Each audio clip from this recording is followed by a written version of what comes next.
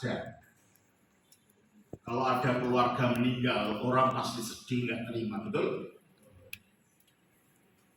Nggak ada orang mati lalu jingkrak main band, itu nggak ada. Pasti ada kesedihan. Karena apa? Jiwa itu tidak rela dengan kematian. Karena jiwa itu di dalamnya ada kekekalan. Dan memang diciptakan kekekalan. Mengapa begitu? Kejadian 2 ayat 7. Ketika itulah Tuhan Allah membentuk manusia itu dari debu tanah dan mengembuskan nafas hidup ke dalam hidup. Ya, nafas hidup itu adalah energi ilahi. Dan dengan itu dihembuskan pada waktu manusia diciptakan. Itulah yang menjadi bahan terciptanya roh jiwanya manusia. Oleh karena itu roh dan jiwanya manusia tidak bisa mati. Karena itu diciptakan dari energi ilahi, dari roh hembusan dari Allah sendiri. Oleh karena itu kalau kita berbicara tentang masalah pengelolaan batin, berbicara masalah pengelolaan hati, itu sebutannya ngilmu tuwo, sebab yang dipelajari hal-hal kekal di dalam dirinya. Kita tidak hanya mempelajari sesuatu yang bersifat sementara, tetapi apa yang kekal di dalam hati. Amsal 4 ayat 23.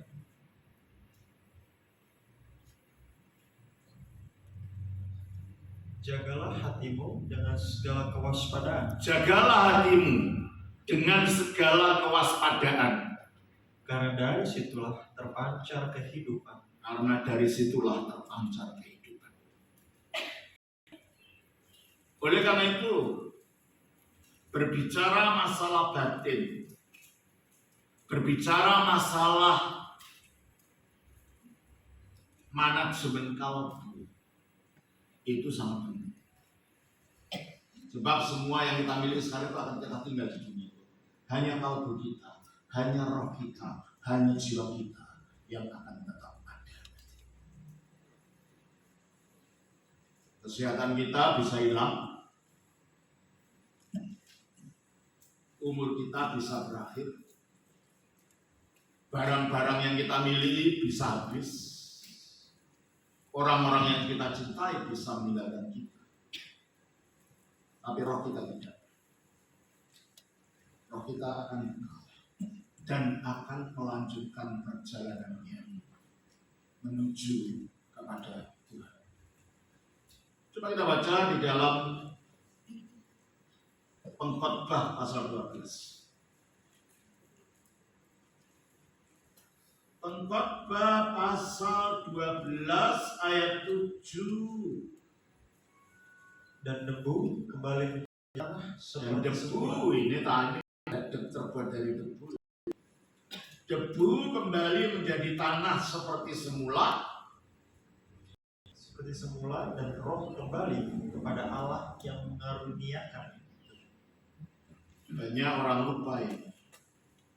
Yang dicari yang debu, yang dicari uang, yang dicari kekayaan, yang dicari nama baik. Yang itu semua hilang juga. Semuanya akan kita tinggalkan semua itu. Kalau kita datang ke gereja hanya untuk mencari kesehatan, hanya mencari supaya diberkati, semua itu nanti hilang. Hanya roh kita yang akan kekal, sebab Alkitab mengatakan Dia memberikan kekekalan di dalam hati mereka. Saya sebagai romo, sebagai episkop dari gereja Paulus, saya akan membahasnya ini dari kacamata gereja Paulus. Gereja Paulus gereja apa sih? Gereja Ortodoks itu adalah gereja yang muncul pada abad pertama. Sejak zaman para rasul, yang bertumbuh di sebelah timur daripada kerajaan Romawi waktu itu. Yang bertumbuh di sebelah barat, itu sekarang kita kenal sebagai gereja Roma Katolik. Selama 1000 tahun, gereja yang di sebelah barat, yang pusatnya di Roma, dan gereja yang di sebelah timur, yang pusatnya di Konstantinopel, di Alexandria di Mesir, di Antioquia di Syria, dan di Yerusalem, itu merupakan satu gereja. Makanya ajarannya banyak miripnya, karena selama 1000 tahun merupakan satu gereja. Tahun 1054, kedua gereja ini pecah. Yang barat disebut Roma Katolik, yang timur disebut Ortodoks. Kata Ortodoks artinya bukan kuno. Kata Ortodoks berasal dari dua kata Yunani, orthos artinya lurus, doxa artinya pengajaran. Jadi ortodoksa artinya ajaran yang lurus, yang tidak mencong, yang tidak tambah, tidak kurang, yaitu apa adanya dari dulu, yaitu. Setelah perpisahan antara gereja barat yang berpusat di Roma dengan gereja timur dengan pusat yang 4 itu, 500 tahun kemudian gereja barat pecah lagi, munculnya reformasi Protestan, yaitu tahun 1517. Nah, pada waktu reformasi Protestan pecah ini tidak ada satu pusat, maka perpecahan ini tidak mempunyai satu pimpinan. Nanti yang dipimpin Luther pecah, dipimpin Calvin pecah, dipimpin Zwingli pecah. Sehingga memunculkan apa yang namanya denominasi. Sehingga sekarang sejak reformasi di dunia Protestan saja sudah ada 53.000 aliran Protestan, termasuk di dalamnya Pentakosta dan karismatik muncul tahun 1901 di kota Topeka, Kansas di Amerika. Jadi kalau kita melihat kekristenan itu sebenarnya ada 3 kelompok besar. Orang tahunya di Indonesia Katolik, Protestan gitu aja ya. Sebenarnya ada 3. Ada Ortodoks yang paling kuat, ada Katolik, ada Protestan. Protestan sendiri ada 3 kelompok. Protestan klasik, yaitu yang masih mengikuti ajaran Luther dan Calvin, itulah gereja GKI, gereja GKJ, gereja GPIB, itulah Protestan klasik. Lalu Protestan radikal, itulah gereja Baptis, gereja Pentakosta, gereja Injili. Lalu Protestan sempalan, itulah Mormon, itulah Saksi Yehova, itu Protestan sempalan. Jadi dalam dunia Protestan sendiri ada, saya bukan Protestan, saya Pentakosta, itu ya dalam dunia Protestan. Karena munculnya lahir dari sejak zaman Protestan. Zaman enggak, saya bukan Protestan. Bikinnya yang Protestan hanya dikaji saja. Enggak. Itu semua yang bukan Katolik, semua yang bukan Ortodoks, itu Protestan, tapi Protestan dalam variasi yang berbeda-beda di antara kita. Saya tadinya karismatik. Dari Islam, saya ke karismatik. Waktu itu saya bingung. Ketika saya di karismatik, kok gereja beda sembahyangnya, pendetanya beda, pendetanya saya bingung, saya mencari yang asli itu turun. Nggak mungkin lah dari awal sudah pecah-pecah kayak begini. Dulunya gimana? Nah, sebelum saya menggabung gereja ortodoks, orang nggak tahu gereja ortodoks itu gereja apa, nggak tahu di Indonesia. Nah, waktu saya remaja, saya di Solo. Orang tua saya tinggal di Sumber. Saya larinya di Mojokerto. Dari Solo ini saya akhirnya ke Jakarta. Dari Jakarta saya kuliah di Korea Selatan. Itu tujuannya untuk gereja yang benar. Dan akhirnya saya menemukan, saya cari gereja ortodoks di Korea Selatan. Di sanalah saya bergabung dengan gereja ini. Dan akhirnya untuk cerita lama supaya tidak terlalu lama ceritanya, tahun 1988 saya pulang ke Indonesia. Dan saya mulai pelayanan saya di Kota Solo.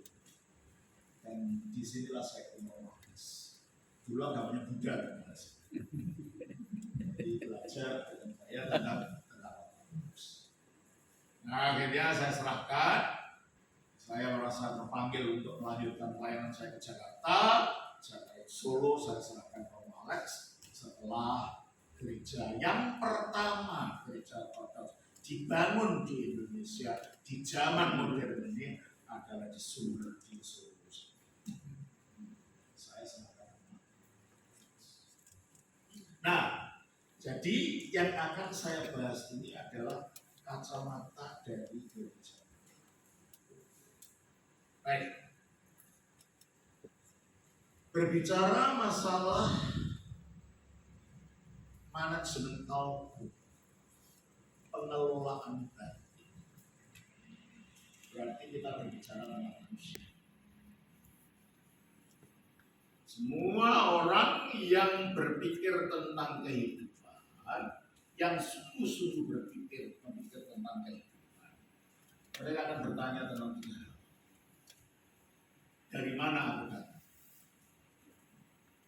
Mengapa aku di sini? Kemana aku pergi? Dan karena ada pertanyaan tiga hal inilah, orang berusaha untuk mencari jawaban. Jawaban-jawaban itulah yang menimbulkan munculnya agama-agama. Agama diciptakan manusia untuk menjawab tiga hal. Dari mana aku datang, mengapa aku di sini, kemana aku pergi. Bukan hanya agama, filsafat juga diciptakan untuk menjawab itu. Bukan hanya filsafat, aliran-aliran kebatinan juga diciptakan untuk menjawab masalah. Sebagai orang Kristen, jawabannya adalah kita menemukan dalam Alkitab. Dari mana aku berasal? Aku berasal dari Allah. Diciptakan oleh Allah. Untuk apa Allah menciptakan aku? Kita baca di dalam Kejadian pasal 1 ayat yang ke-20. Berfirmanlah Allah, baiklah kita menjadikan manusia menurut gambar dan rupa kita. Terima kasih. Berfirmanlah Allah, marilah kita. Mengapa kita? Karena sang Bapa berbicara kepada Putra dan Yesus. Ini adalah Tritunggal. Marilah kita menciptakan manusia menurut gambar kita. Allah itu roh yang tidak dapat dilihat. 1 Yohanes 4 ayat 12. Tidak ada seorang pun yang pernah melihat Allah. Tidak ada seorang pun yang pernah melihat. Makanya kalau dikatakan manusia diciptakan menurut gambar Allah, Jangan dipikir Allah rupanya kayak manusia, itu terbalik. Berarti kalau Allah rupanya seperti manusia, berarti Allah diciptakan menurut gambar manusia. Ya, kalau manusia diciptakan menurut gambar Allah, dan gambar Allah itu adalah firman-Nya yang juga disebut anaknya. Setelah turun ke dunia menjadi manusia, namanya Yesus Kristus. Makanya dikatakan 2 Korintus 4 ayat 4. Yaitu orang-orang yang tidak percaya, yang pikirannya telah dibutakan oleh ilah zaman ini, sehingga mereka tidak melihat cahaya Injil tentang kemuliaan Kristus, yang adalah gambaran Allah. Cahaya Injil tentang kemuliaan Kristus yang adalah gambar Allah.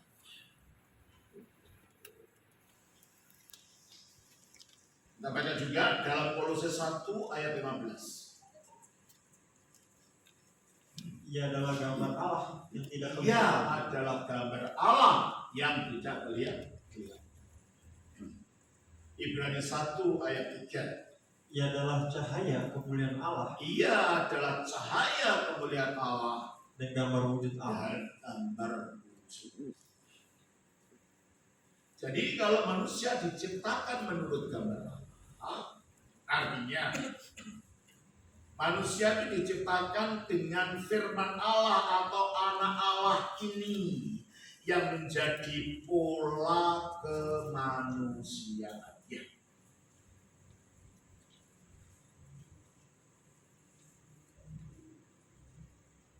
Makanya fitrah manusia, kodrat asli manusia itu seharusnya kodrat Kristen. Sebab semua diciptakan dengan sang firman, dengan anak ini sebagai pola kemanusiaan. Ketika orang itu tidak menjadi Kristen, berarti tidak menyatu dengan Yesus. Orang ini meleset dari rel manusia. Rel kemanusiaan yang benar adalah Kristus sang firman. Sebab semua diciptakan menurut gambar Allah, dan gambar Allah itu setelah turun menjadi manusia namanya Yesus Kristus. Nah, saudara, dengan manusia diciptakan menurut gambar Allah, berarti manusia mempunyai kodrat seperti sang gambar tadi waktu diciptakan. Artinya, sebagaimana gambar Allah ini tidak bisa mati, manusia juga sebenarnya bukan untuk mati. Sebagaimana sang gambar ini ada dalam keadaan kekudusan, sebenarnya manusia juga diciptakan dalam keadaan kudus. Sebagaimana sang gambar ini berada dalam kebahagiaan sejati, manusia juga sebenarnya diciptakan. Tujuannya apa? Tujuannya agar manusia akhirnya setelah tetap tinggal di dalam keadaan gambar ini, dia dapat naik kelas mencapai rupa. Bedanya apa? Kalau saya punya foto saya taruh di sebelah wajah saya. Yang gambar mana? Yang rupa mana? Antara foto dan wajah ini. Yang foto, Yang gambar, gambar yang mana? foto, Foto. Yang rupa mana? wajah. Kita diciptakan sebagai gambar agar mencapai rupa. Itu tujuan kita diciptakan. Mencapai rupa artinya kita akan ikut ambil bagian dalam kodrat. Bukan sekedar masuk surga, agama lain berbicara tentang masuk surga. Alkitab tidak ada kata-kata masuk surga itu. yang ada keselamatan, tapi bukan masuk surga. Ya, kayak. Karena tujuan kita diciptakan bukan masuk surga, apalagi kalau surganya itu harus ada 22 bidadari. Sebab dikatakan di dalam Matius 22 ayat 30,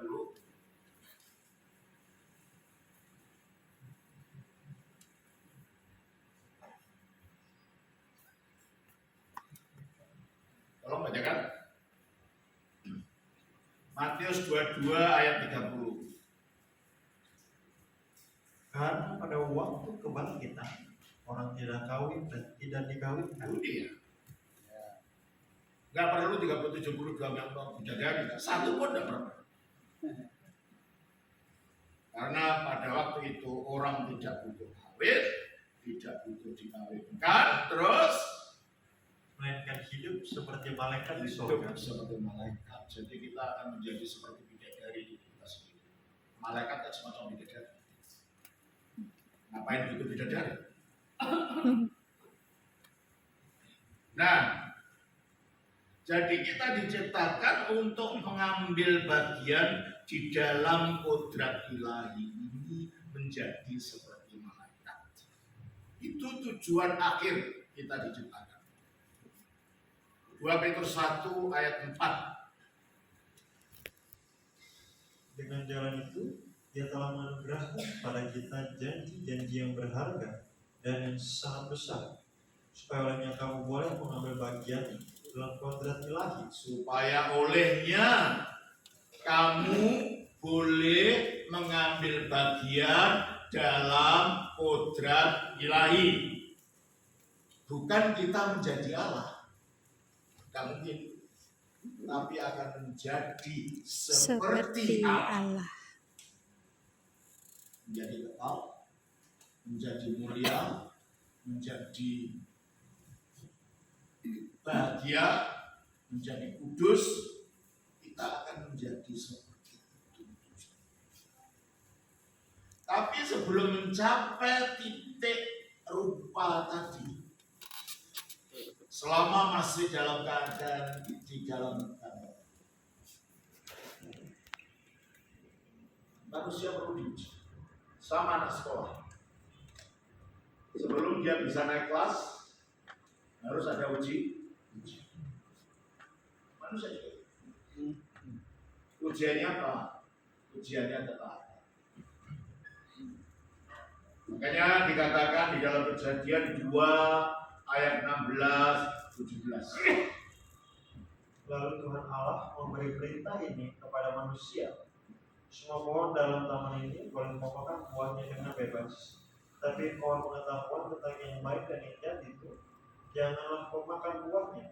Sebab pada hari kau makannya, silam kau. Nah, kita nggak tahu buah apa itu. Apel itu bukan. Kadang-kadang di buku sekolah itu kan gambarnya apel. Saya nggak bilang itu apel kan.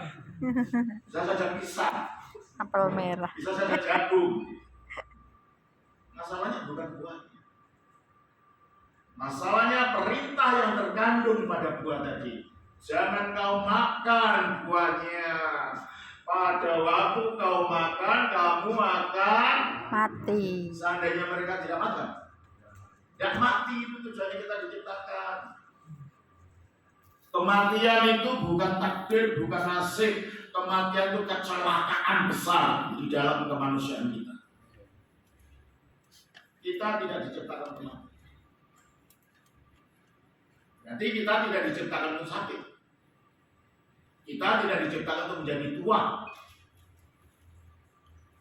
Tapi manusia taat tidak. Tidak. Kejadian 3:6.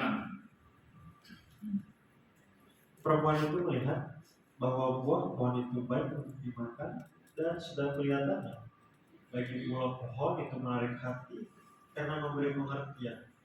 Lalu yang mengambil dari buahnya dan dimakannya dan diberikannya juga kepada suaminya yang bersama-sama dengan dia. Lalu dan suaminya pun memakannya. Seandainya suaminya tidak makan, mungkin ceritanya lain. Kenapa? Karena laki-laki itu adalah ketua pimpinan dari Yesus. Bukannya dia melarang, Jangan gitu loh Dek, jangan gitu loh Mak, jangan gitu loh Skat. Malah dia ikut makan. Maka ketika kejadian terjadi, yang kena sasaran disalahkan adalah laki-laki. Sehingga pada akhirnya kematian itu diatribusikan kepada laki-laki, meskipun yang pertama melakukan adalah perempuan. Kita baca di dalam Roma 5 ayat 12.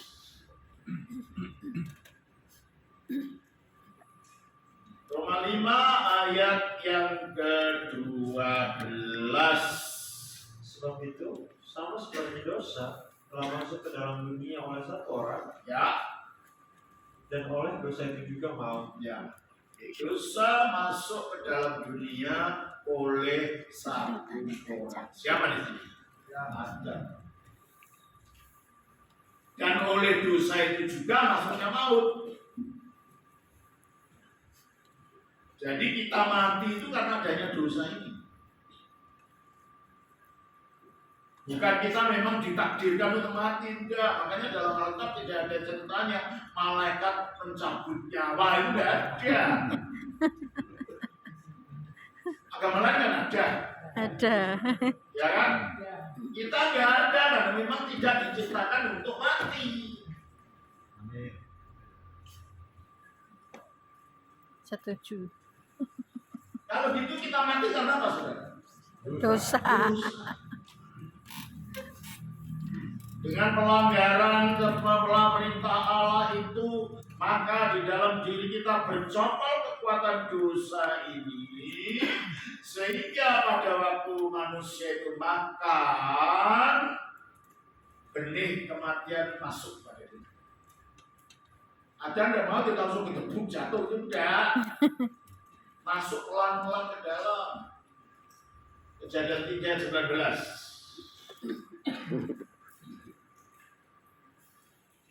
Dengan berpeluh, engkau akan mencari makananmu, Iya. sampai engkau kembali lagi menjadi tanah. Karena dari situlah engkau diambil, sebab engkau debu, dan engkau akan kembali Ya, menjadi setelah ada pelanggaran, engkau debu, engkau akan kembali menjadi debu. Padahal tadinya engkau debu, dengan hembusan nafasku, engkau akan pelan-pelan menjadi seperti aku. Itu tadinya. Setelah ada pemberontakan, ada ketidaktaatan, maka engkau debu, engkau kembali menjadi. Dari debu tadinya pelan-pelan manusia naik supaya mencapai titik menjadi derajat menurut rupa Allah. Tapi akibat pelanggarannya bukan naik, malah mengukit turun lagi. Debu menjadi Debu upah dosa adalah maut. Jadi dosa itu apa? Nah, itu menurut gereja Barat. Melihat dosa sebagai pelanggaran hukum. Tapi kalau gereja itu dosa itu penyakit yang menyebabkan Kematian. Coba kita baca. Kita baca di dalam Matius. Matius pasal yang ke-12.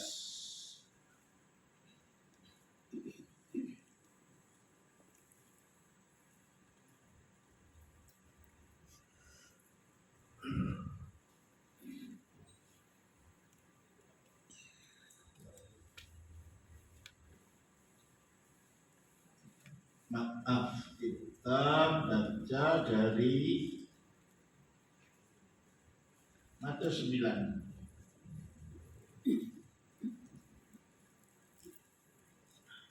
Ayatnya yang ke-9 sampai 12.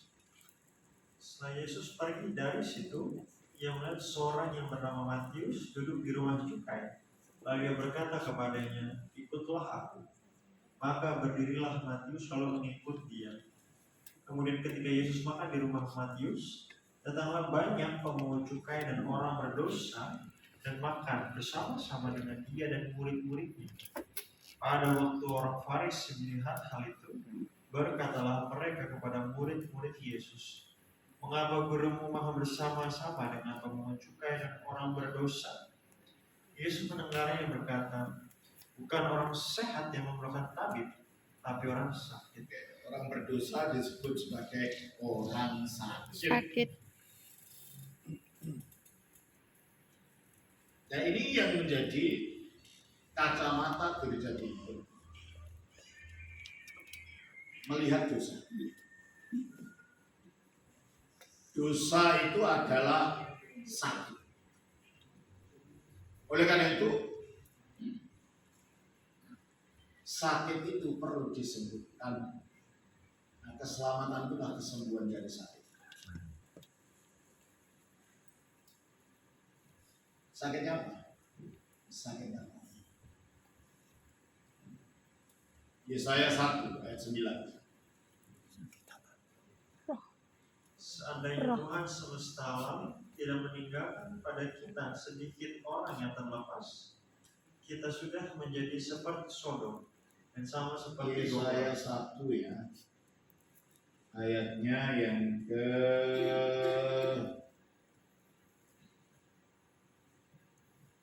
4 sampai 5. Celakalah bangsa yang berdosa, kaum yang syarat dengan kesalahan, keturunan yang jahat-jahat, anak-anak yang berlaku buruk.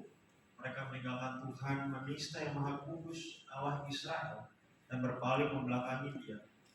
Di mana kamu mau dipukul lagi, kamu yang bertambah murtad, seluruh kepala sakit dan seluruh hati lemah. Ialah orang berdosa disebut sebagai seluruh kepala sakit.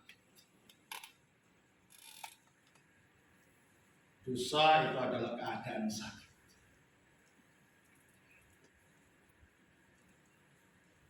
Dan sakit perlu disembuhkan.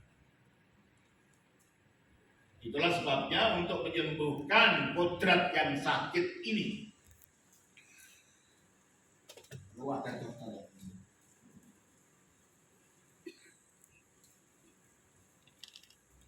Karena kita diciptakan menurut gambar Allah yang adalah firman Allah atau anak Allah.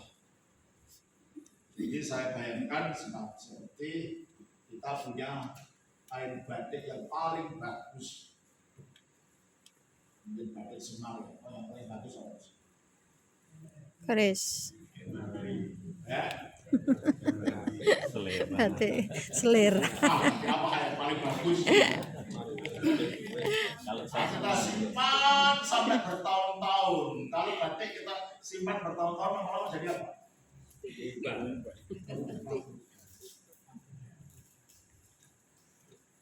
Kalau itu batik cap, untuk menyegarkan kembali warnanya, gimana caranya? Capnya kita tempelkan, betul? Lalu diberi warna, supaya kembali segar, kembali apanya warnanya. Demikianlah dengan kita. Kita diciptakan dengan pola asal kita adalah firman Allah. Karena kita diciptakan menurut gambar. Dan akibat dosa, badian kita memudar. Agar ini dipulihkan gimana? Capnya tadi ditempelkan, maka firman jadi manusia. Untuk apa? Untuk mengembalikan kemanusiaan yang sudah rusak ini.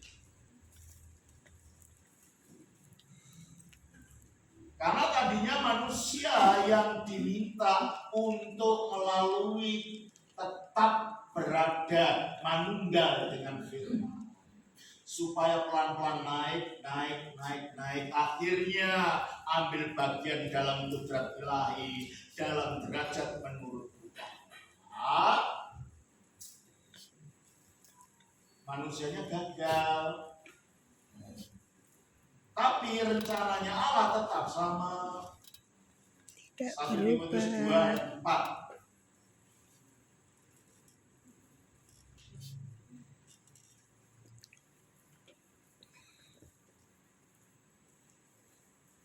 Satu Timotius 2 ayat 4. Yang menghendaki supaya semua orang diselamatkan. Yang menghendaki supaya semua orang diselamatkan. Itu loh Allahnya kita. Gak menghendaki supaya orang masuk neraka, enggak. Dia menghendaki supaya semua orang diselamatkan.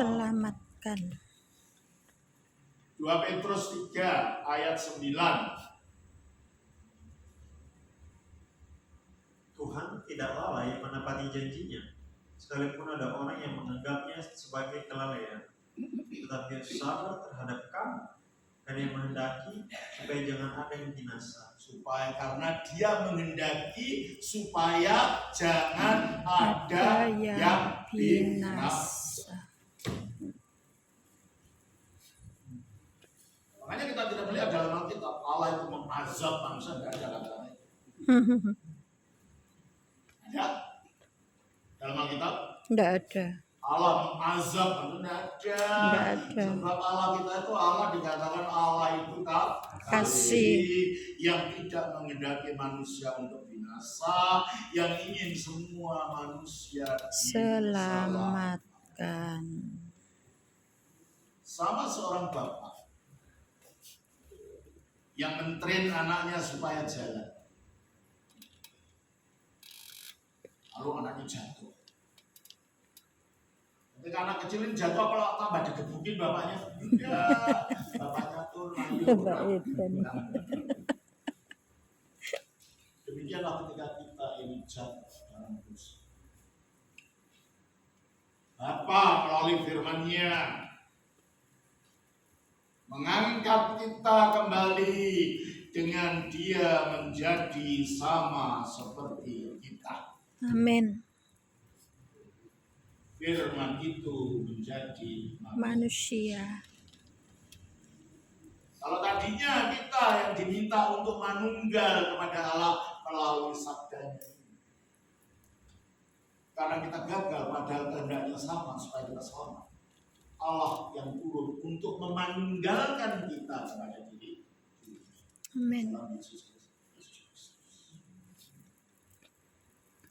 Setelah dia menjadi manusia Yesus Kristus,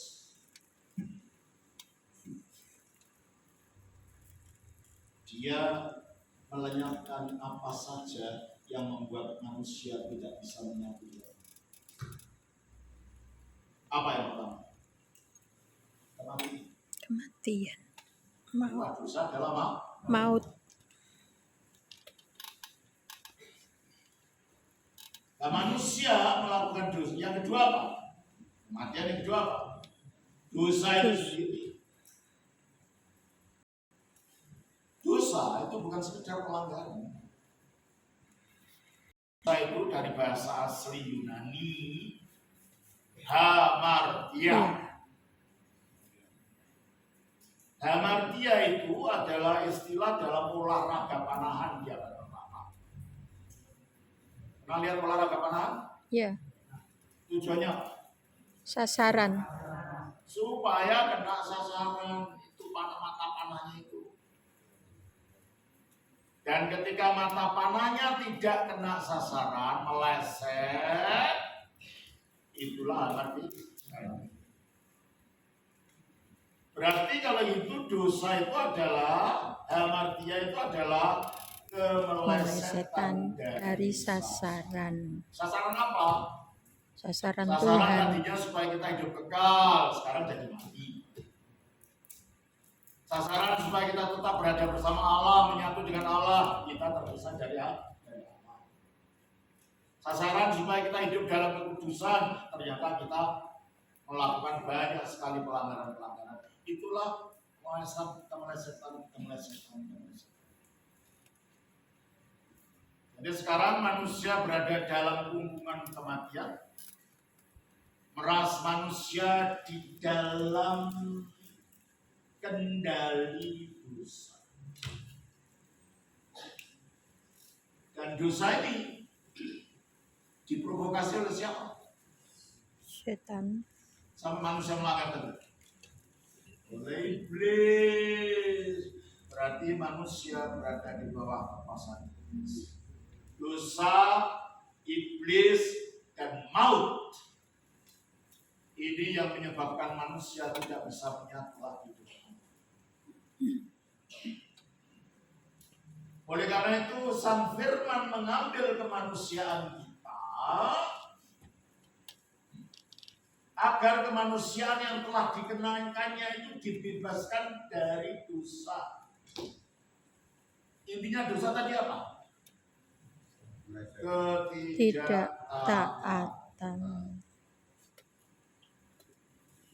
Itulah sebabnya ketika firman Allah menjadi manusia, dia melakukan ketaatan mutlak melalui iman. Kita baca Filipi pasal 2 ayat 9. Filipi 2 ayat 9.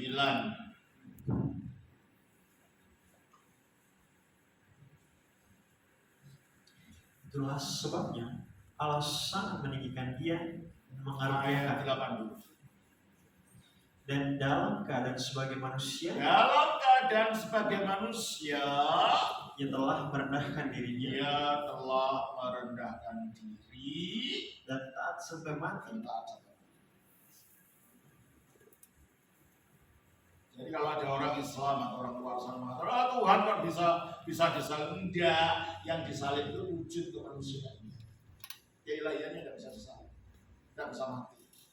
Maka dikatakan dalam keadaan sebagai manusia itu garis bawahi. Iya, betul. Dalam keadaan sebagai manusia, apa katanya?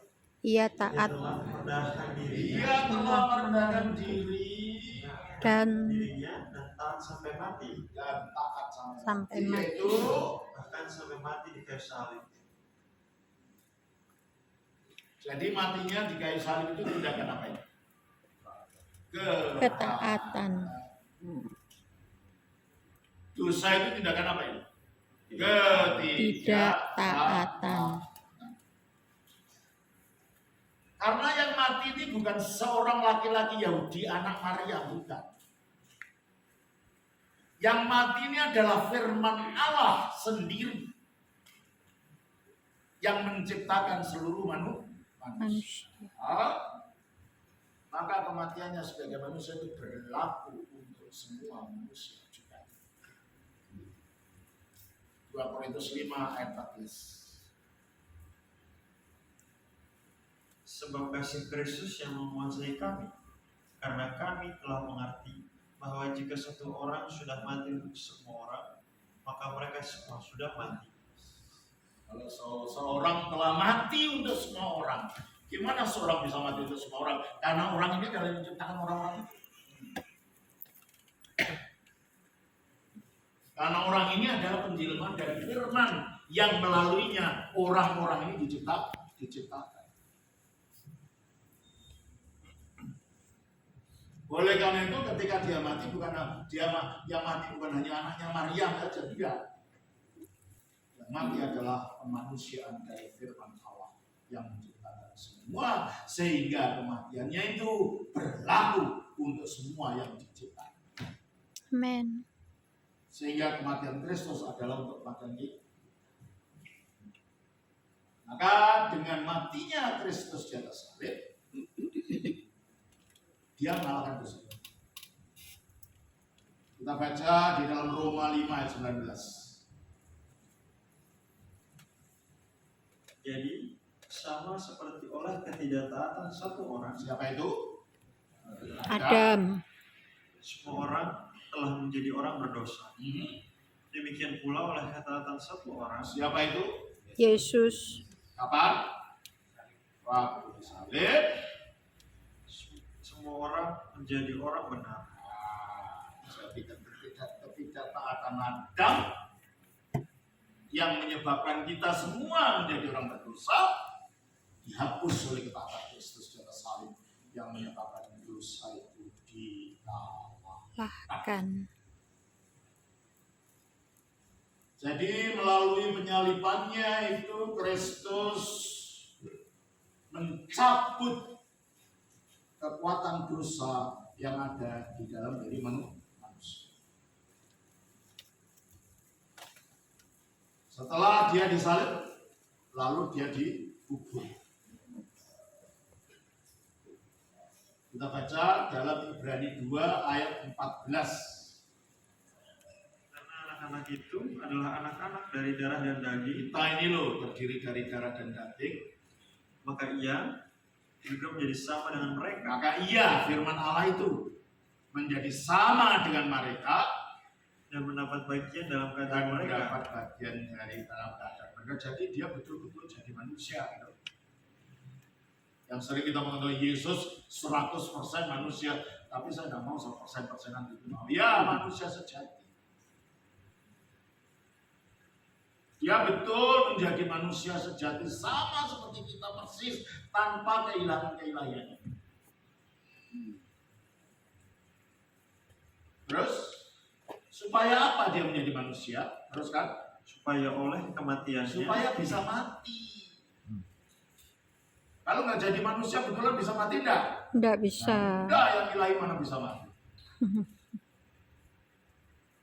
Maka dia menjadi manusia supaya bisa mati. Dan oleh kematiannya, apa katanya?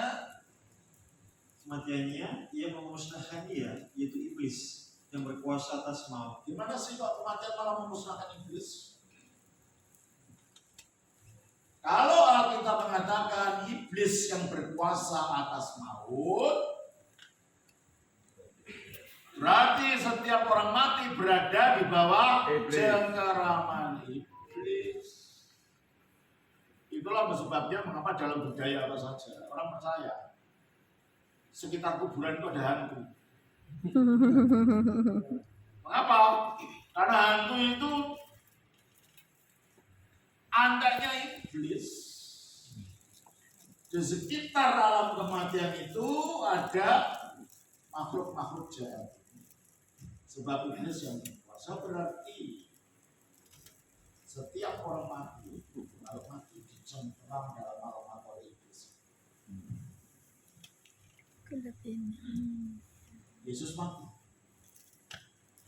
Kalau gitu dicengkeram apa? Dicengkeram iblis tuh.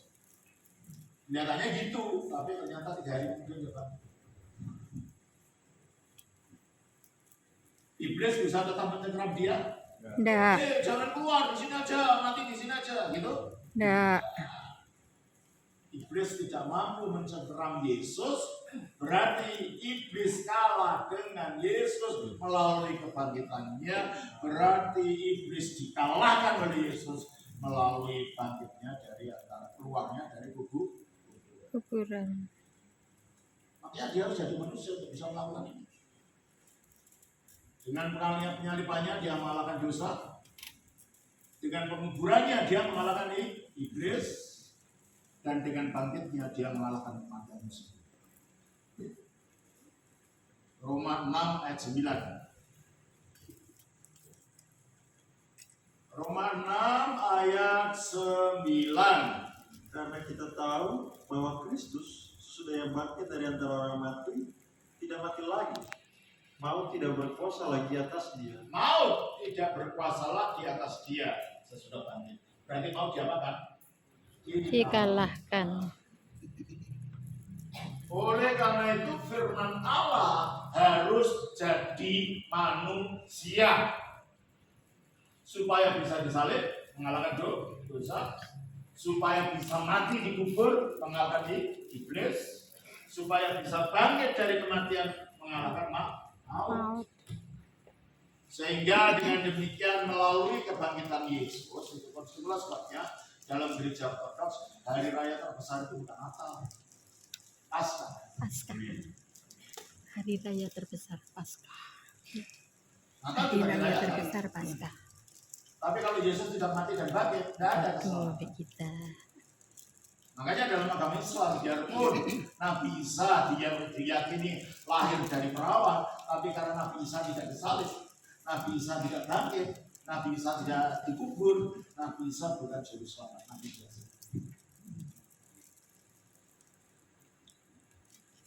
Itulah sebabnya kalau di dalam gereja Ortodoks dari zaman purba selama 2000 tahun ini, kalau mau Paskah kan puasa 40 hari, mempersiapkan diri menghadapi kemenangan Kristus, merayakan kemenangan Kristus. Namanya puasa Duit sudah Kalau dasarnya 40 hari. 40 hari puasa. Mempersiapkan diri untuk hati kami menerima Sang Juru Selamat yang telah mati.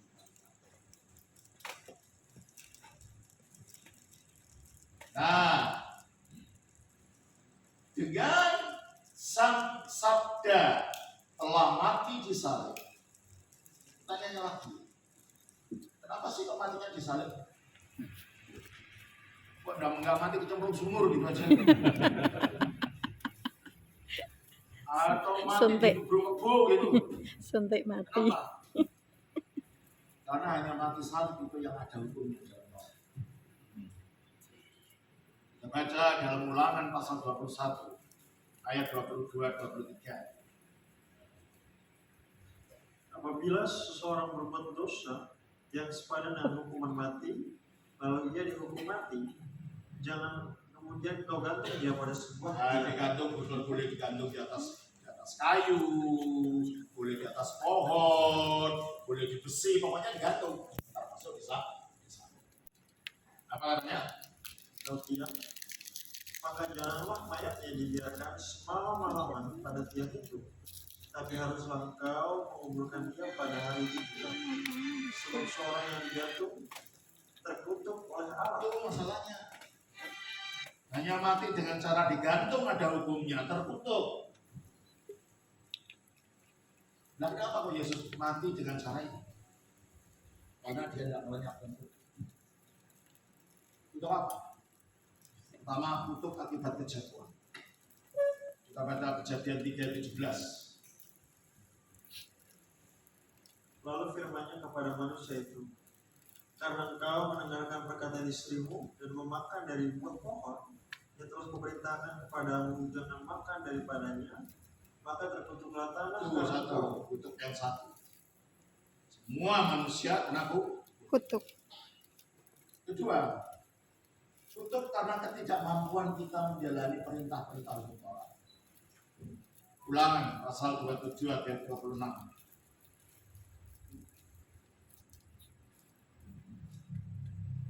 Terkutuklah orang yang tidak menepati perkataan hukum Taurat ini dengan perbuatan. Bisa nggak kita menempati semua perintah hukum Taurat Enggak. tanpa melanggar? Enggak bisa. Tidak mungkin. Bukan Tuhan aku. Itulah sebabnya kalau kita ingin mendapat selamat melalui cara mengikuti hukum-hukum agama, Mustahil. Terkutuk. bukan karena hukumnya agama itu membuat kutuk. Enggak, karena ketidakmampuan kita menjalankan itu. Betul. Betul itu. Itulah sebabnya Kristus harus mati melalui jalan yang menurut hukum tertentu. Galatia 3 ayat yang ke-10. Karena semua orang yang hidup dari pekerjaan Taurat berada di bawah kutuk. Ya, apa? Sebab ada tertulis, terkutuklah orang yang tidak setia melakukan segala sesuatu. Ini Ulangan pasal 26 ayat 7 tadi diperluas kata-katanya oleh Paulus. Apa ada tertulis apa?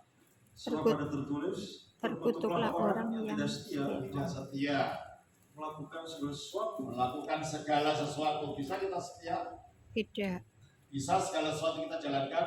Enggak. Berarti kita di bawah apa? Kutuk.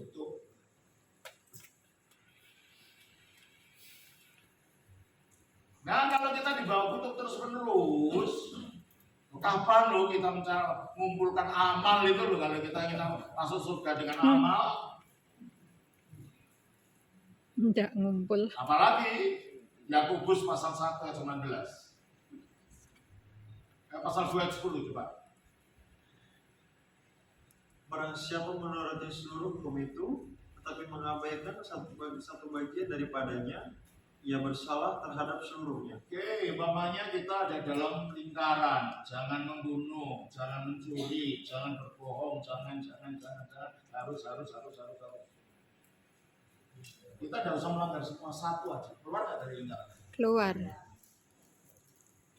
Satu yang tidak dilanggar, semuanya habis. Corek. Kapan kita mau bisa menyelamatkan diri dari hukum neraka? Kalau hukum neraka itu syaratnya kita harus mengikuti semua hukum perintah.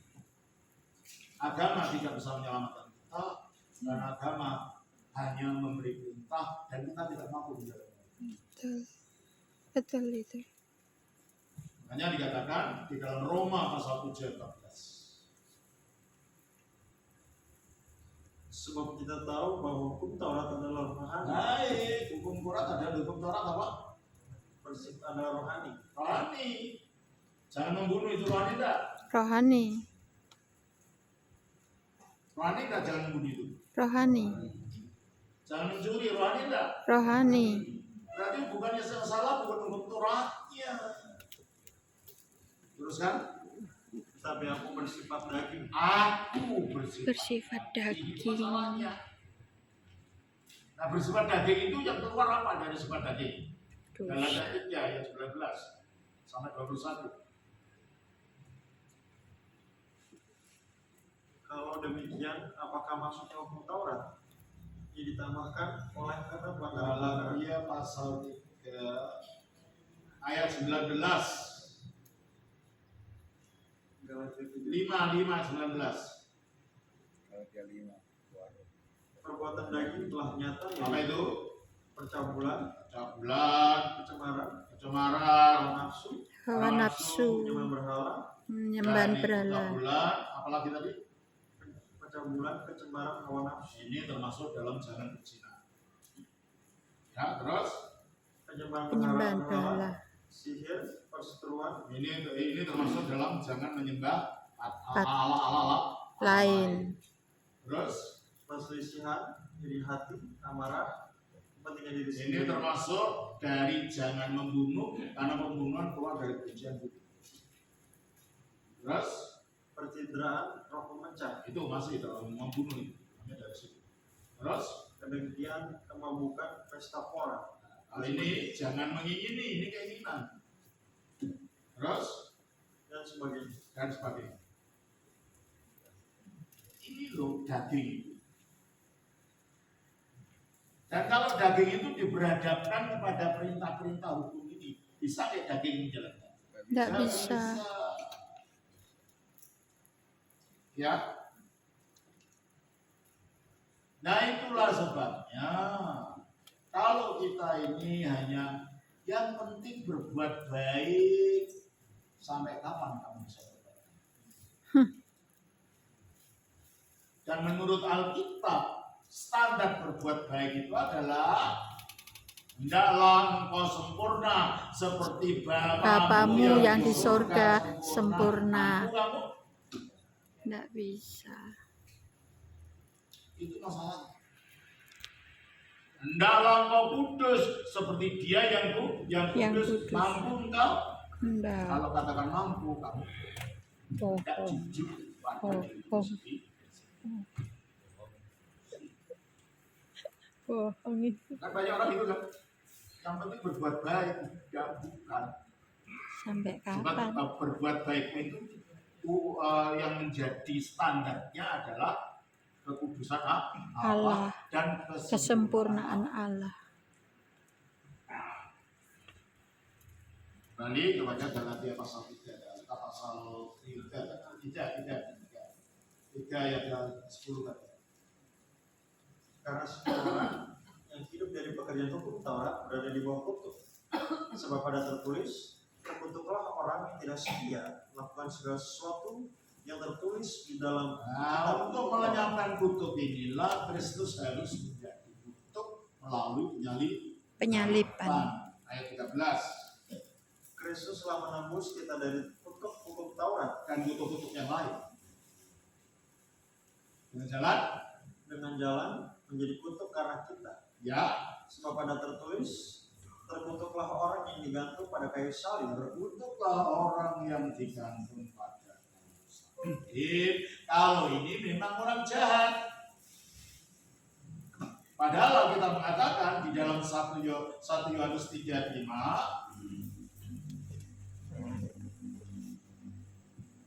Dan kamu tahu bahwa ia telah menyatakan dirinya supaya ia menghapus segala dosa, dan dalam dia tidak ada dosa. di dalam dia tidak ada dosa. Kalau di dalam dia tidak ada dosa, mungkinkah dia punya kutuk? Enggak. Kita baca di dalam 1 Yohanes 3 ayat 3. Setiap orang yang menaruh pengharapan itu kepadanya menyucikan diri sama seperti dia yang adalah suci. Sama seperti dia yang adalah suci. Suci. 2 Korintus pasal 5 pasal 7 ayat 21.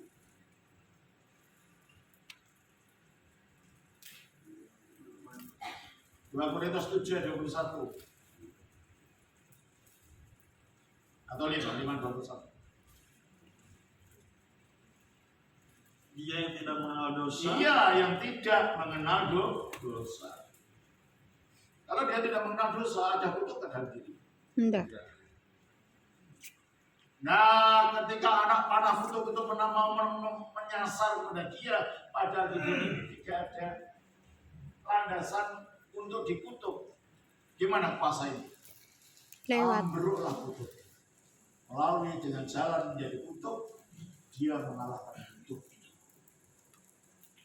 Matinya harus mati di salib, sebab mati dengan cara yang lain tidak ada hukumnya. Hukumnya yang ada hukumnya adalah mati di jalan Salib. Jelas ini ya? Tidak boleh cara yang lain, nggak bisa. Bukan kebetulan. Ya memang itu caranya. Jelas ini saudara ya? Jadi kalau begitu melalui penyalipannya, melalui penguburannya, melalui kebangkitannya, Kristus memulihkan kemanusiaan manusia yang telah jatuh itu agar dipulihkan kembali menjadi seperti diciptakan menurut gambar Allah. Nah, kita dapat mendapatkan gambar Allah ini kembali pertama melalui iman di dalam Kristus, kedua melalui baptisan. Mengapa? Dalam Roma pasal 6 ayat 3 dan 4. Atau tidak tahukah kamu bahwa kita semua yang telah dibaptis dalam Kristus, Kita semua yang telah dibaptis dalam Kristus telah dibaptis dalam kematiannya. telah dibaptis dalam kematiannya. Berarti kita ditenggelamkan, disatukan dengan kematian Kristus. Oleh karena itu baptisan bukan hanya sekedar upacara ya, ini misteri. Karena pada waktu baptisan terjadi Roh Kudus ikut bekerja. 1 Korintus pasal yang ke-12 ayat 13. Sebab dalam satu roh kita semua, Dalam satu roh, berarti Roh Kudus ikut berkarya itu. Dalam satu roh kita semua, baik orang Yahudi maupun orang Yunani, baik budak maupun orang merdeka, telah dibaptis. Dalam satu roh kita telah dibaptis. Orang yang mengatakan baptisan hanya sekedar lambang menghina karya Roh Kudus. Itu lambang, kita tidak menyelamatkan. Yang bilang siapa? Yang kamu baca kitab suci yang sama enggak? 2 Petrus 1 Petrus pasal 3 ayat 20-21. yaitu kepada roh-roh mereka yang dahulu pada waktu Nuh tidak taat kepada Allah, ketika mereka tetap menanti dengan sabar waktu Nuh sedang mempersiapkan bahteranya, di mana hanya sedikit, yaitu 8 orang yang diselamatkan oleh air bah. Jadi yang diselamatkan oleh air bah pada zamannya Nuh siapa? 8 loh. Orang. Terus Juga kamu sekarang kalau dulu zamannya Nuh orang itu diselamatkan oleh air, kamu sekarang orang Kristen juga apa? diselamatkan oleh kiasannya. Diselamatkan Oleh kiasannya. oleh kiasannya. Yang menuju apa? Baptisan. Air bah tadi. Jadi kita diselamatkan oleh kiasan air bah itu apa itu? Baptisan. Yaitu Baptisan. Menurut ini kalau gitu baptisan menyelamatkan tidak? Hmm. Hati-hati loh baca Alkitab, jangan ngawur. Nanti kita akan menjawab ya Tuhan Tuhan. Mengajar pada mengapa lagi ya Tuhan, hati-hati ini, jangan hanya niru-niru kata orang. Jadi dalam baptisan itu secara misteri kita disatukan dengan kematian Yesus. Padahal kematian Yesus itu mengalahkan apa tadi? Maut. Syah. Terus kan? maksudnya bukan untuk Enggak. Roma 5. Roma 6. Ayat 3 dan 4.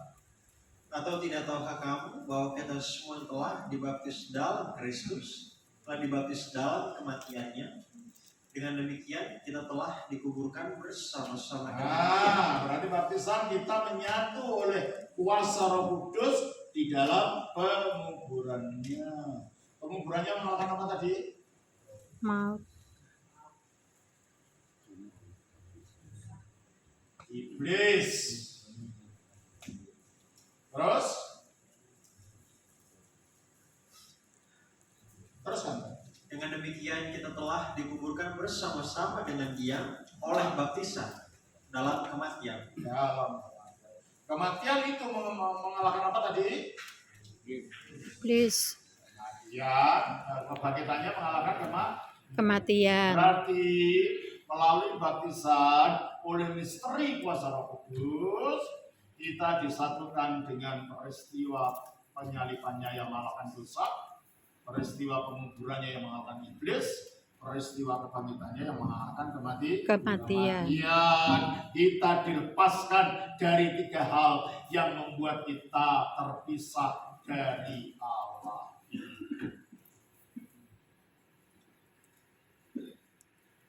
Sehingga sekarang dikatakan dalam Kolose pasal yang ketiga ayat 9 dan 10. Jangan lagi kamu saling mendustai, karena kamu telah menanggalkan manusia lama. Kamu telah menanggalkan manusia lama. Apa itu manusia lama? Manusia yang kita warisi dari kejatuhan Adam.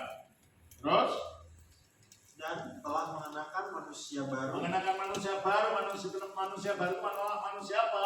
Manusia yang kita kenakan setelah kita menyatu dengan kematian Kristus. Penguburan dan kebangkitan Kristus melalui Baptisan. Terus? Yang terus-menerus diperbaharui untuk memperoleh pengetahuan yang benar menurut gambar. Nah ini kembali ke gambar Khalik ini.